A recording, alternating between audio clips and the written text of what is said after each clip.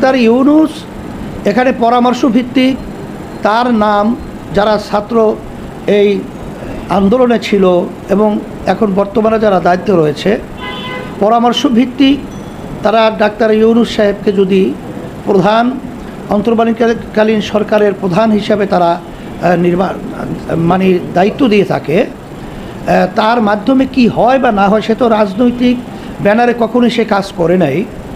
যেহেতু সে কাজ করে নাই বিধায় আসলে আমরা এখনই তার ব্যাপারে কোনো মন্তব্য পরিষ্কার করার মতো এখন পর্যন্ত আমরা পারছি না। এটা আমরা দেখব যে আসলে আমরা যে সরকার আসবে এখন তো আমরা তাদের ব্যাপারে জানি না বিধায় এখন তো অসমর্থনের কথা এখানে আসার সুযোগ নেই।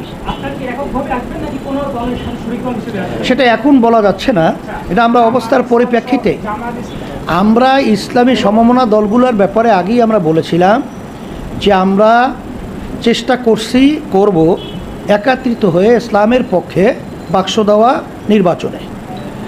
আর অবস্থার পরিপ্রেক্ষিতে এটা আমরা তখনই সিদ্ধান্ত এবং তখনই পরিষ্কার বলতে পারবো যে আসলে আমরা কোন পদ্ধতিতে নির্বাচনে অংশগ্রহণ করলে ইসলাম দেশ মানবতার কল্যাণ হয়, সেটা আমরা তখন লক্ষ্য করবো ইনশাআল্লাহ।